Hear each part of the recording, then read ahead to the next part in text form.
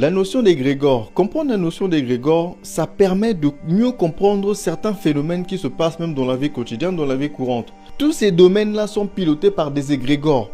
Tout ça, sans exception. Et on va commencer par l'aspect religieux. C'est beaucoup plus simple à comprendre avant de s'étaler ici. Lui, le personnage en vert, il va se lever un matin et il va se mettre à croire fortement que cette pierre-là est magique, que cette pierre a des pouvoirs surnaturels.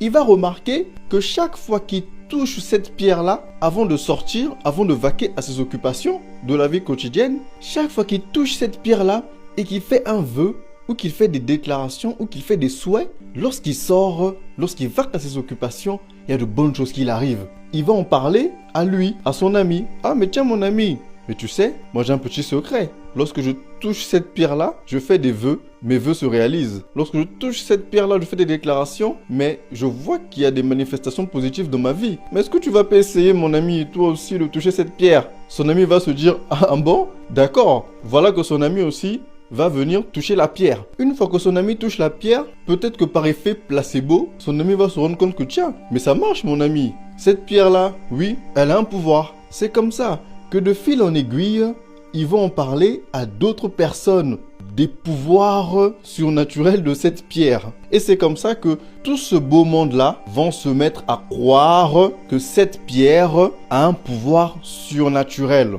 Et la pensée collective de ce groupe de personnes-là, de croire au fait que cette pierre a un pouvoir surnaturel, cette pierre réalise des vœux, cette pierre réalise des souhaits, ça va créer, dans le plan invisible, ça va créer un esprit. Réellement, hein, dans le monde invisible, ça va créer un esprit. Autrement dit, une entité. Et c'est cette entité-là qu'on appelle un égrégore. C'est un esprit qui sera auto-généré, auto-créé par la pensée humaine. Et c'est pourquoi on dit que la pensée est créatrice. La pensée est créatrice. La parole est créatrice.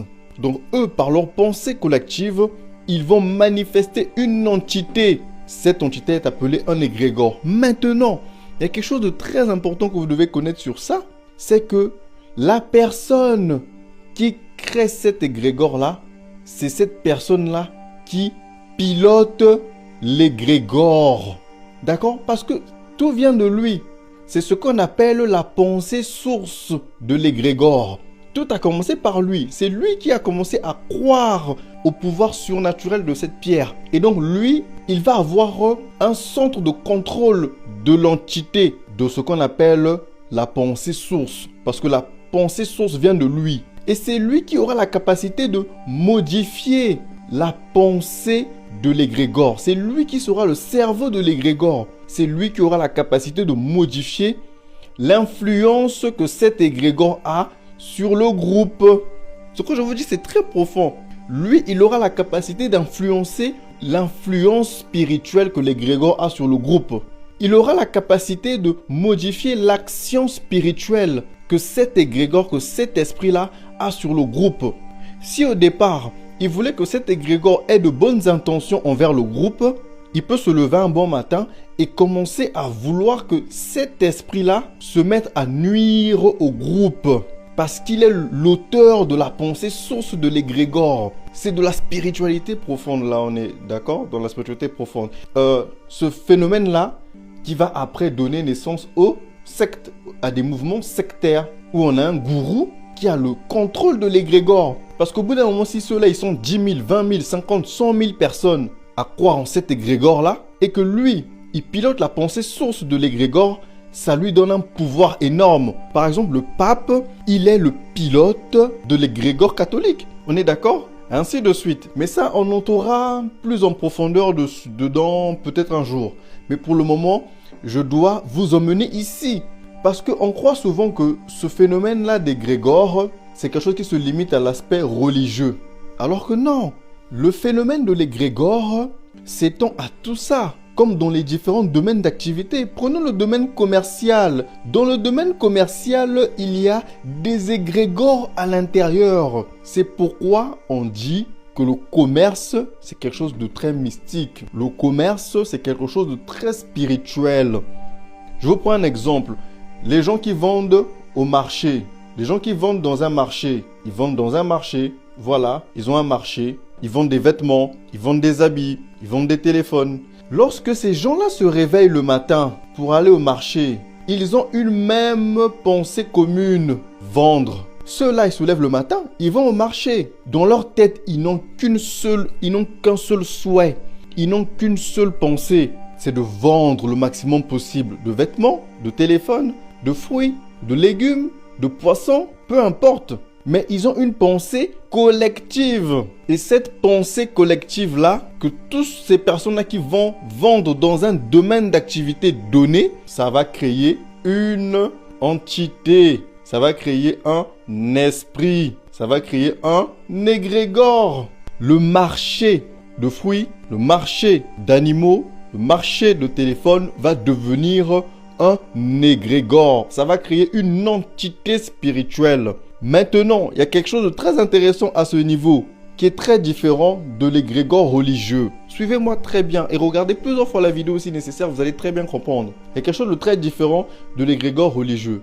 Pourquoi? Parce que cet égrégore-là n'a pas de propriétaire.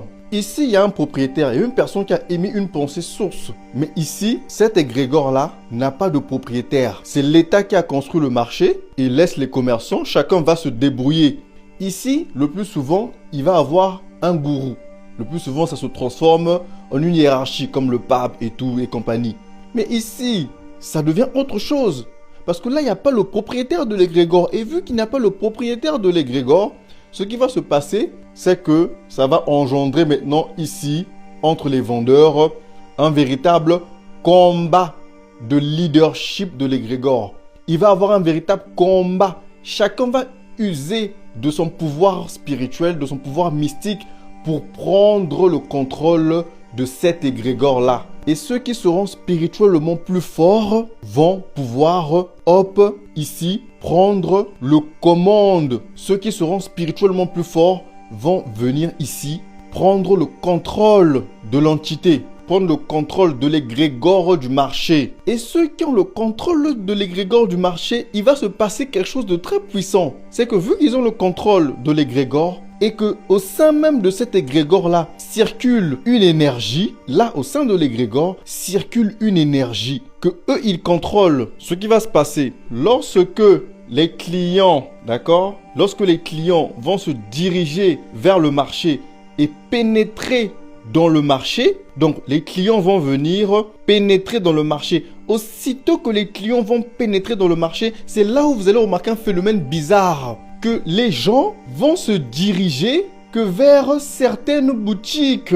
Les gens vont se diriger que vers certaines tables au marché. Les gens vont se diriger que vers certains magasins de vêtements, que vers certains magasins de chaussures, certaines tables de fruits, certaines tables de poissons. Et il y en a beaucoup ici dans le marché qui seront délaissés, qui vont même faire faillite. Pourtant dans un marché où il y a des gens qui circulent. Chaque jour, il y a des gens qui entrent, qui pénètrent dans le marché. Mais il y a beaucoup qui seront délaissés. C'est comme si les clients en fait seront automatiquement attirés que par certaines tables, que par certains magasins, que par certaines boutiques. Pourquoi? C'est une question de contrôle de l'égrégore, de contrôle de l'entité. Et il y en a, je vous assure, qui vont même jusqu'à faire des pratiques ténébreuses, des pratiques tellement sombres, tellement obscures. Il y en a qui sont prêts à payer tout prix, mais à tout prix, à prendre le contrôle de l'égrégore. Et une fois qu'ils ont le contrôle de l'égrégore, jamais de la vie, ils ne vont laisser le contrôle de cet égrégore-là à quelqu'un d'autre. Ces trois-là, par exemple,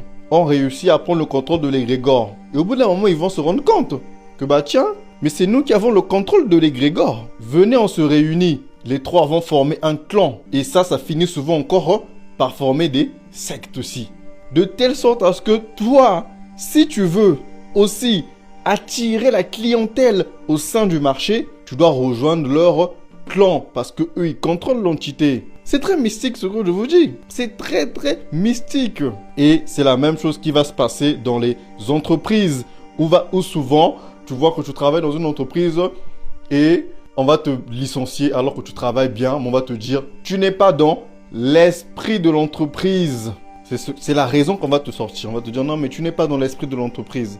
Donc on ne peut pas te garder. Tu vas te dire, mais comment ça? C'est la même chose qui se passe dans les quartiers. Un quartier est un égrégore. Un quartier a un esprit. C'est pourquoi, souvent, tu peux déménager dans un quartier, tu te sens mal dans ce quartier. Tu ne te sens pas bien dans ce quartier.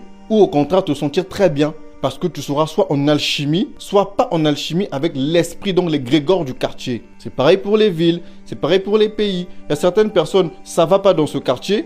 Une fois que la personne déménage dans un autre quartier, sa vie monte. Pourquoi ta vie monte? Mais parce que tu es en symbiose, tu es en alchimie avec l'esprit du quartier, l'esprit de la ville, l'esprit du pays. Et c'est là où on va parler maintenant des esprits territoriaux. C'est très profond la famille. Il y a des égrégores humains. Il y a des gens, c'est-à-dire que c'est un humain, que d'autres personnes, c'est-à-dire que d'autres personnes, un groupe de personnes, ils vont faire d'une personne humaine un égrégore vivant. Un égrégore qui est encore dans sa matière, qui est encore dans sa chair. C'est possible ça aussi. D'accord? Donc c'est quelque chose qui va très très loin. Dès lors que vous comprenez ce que je vous ai expliqué là, ce que je vous ai expliqué ici, vous pouvez à l'aide de votre intelligence venir naviguer maintenant ici en toute autonomie parce que vous avez déjà compris ça. Et j'espère que c'est une notion qui va vous enrichir. La notion de l'égrégore, très important à connaître. Allez, à bientôt.